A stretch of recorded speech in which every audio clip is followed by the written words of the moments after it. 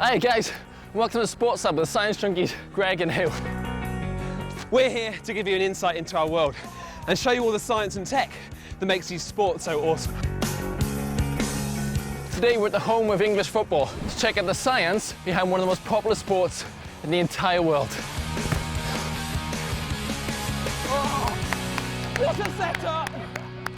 There's loads of science going on in the game of football, from being able to survive the onslaught of a 90-minute game to be able to masterfully dribble around the defence. Well, I'll try to anyway. Today we're going to focus on the perfect shot, and the first thing you need to be able to do is kick. You might not know this, but everyone's muscles are different. A muscle is made out of muscle fibres, and depending what muscle fibres you have inside your muscles means you'll be better suited at sprinting or marathon running.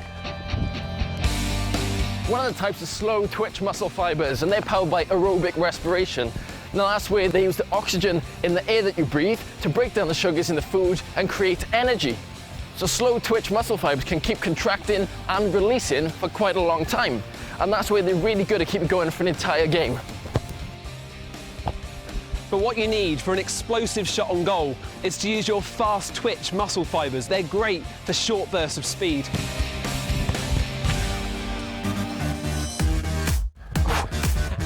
As Hugh said, slow twitch muscle fibres use oxygen to generate their energy. Fast twitch fibres are different. You're using them when you sprint. And even if you're breathing really hard, you won't be able to get enough oxygen into your body. So your fast twitch muscle fibres use anaerobic respiration. They get their energy without oxygen. This produces something called lactic acid, which is why your muscles burn after you sprint. Hey, well done, mate. So are you a better sprinter or long distance runner? Now I'll show you whether you've got more of the slow twitch or the fast twitch fibres in your muscles. And now you need both for football. But the ones you need to power up for those really big kicks are the fast twitch fibres. Come on, mate, get going.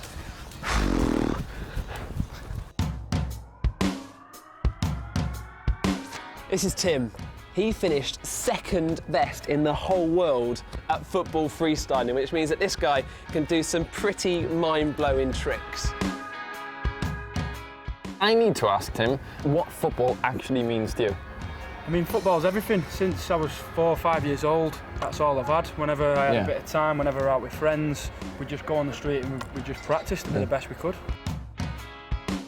But how do you get better? I mean, it's easy to get into football, right? You just grab a ball and head out on the street and kick about with your mates. But how do you get better? How do you get to the sort of levels that you've got to? It's the same with life. It's the same with any type of sport. It's just hard work. There's no shortcuts. You've just got to go out and practice. If you want to get as good as him and perform some crazy tricks, you just need to practice. That's the key. Of course it is, yeah.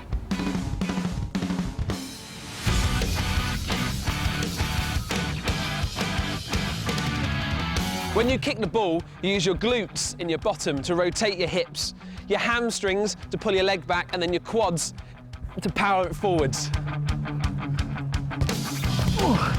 But there's something pretty cool happening to the ball that you just can't see with the naked eye. The ball gets squashed and then springs back into shape. It's elastic, and it's this that helps fire it forwards. When you kick it, you apply a lot of force to a small patch of the ball. This bit absorbs the energy from the collision with your boot and keeps moving with your foot, squashing the ball. Then the elastic material of the ball snaps it back into shape, pushing against your foot and hurling the ball away. As the ball flies through the air, it pushes air out of the way and that flows around it. Yeah, just like when you're zooming down a roller coaster, all the air that you feel rushing past your face is trying to slow you down. It's called drag. And the real pros use that moving air and a clever bit of physics to make the ball's path actually bend on the way to the goal. All right, guys, here's something you can try at home. If you hit the ball smack bang in the middle, it's very, very likely to go straight. But if you want it to change direction, you've got to put a bit of spin on it.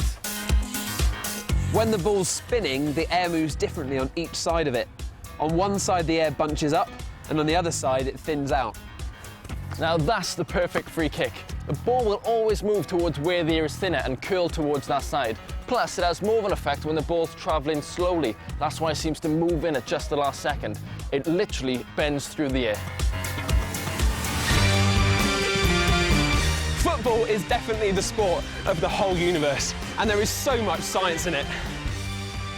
If you know some of the science, you can master some of the tricks that the pros use. So head out and explore the science of your favourite sport. And come join us, the Science Junkies, next time on the Sports Lab. Keep going. Get on it.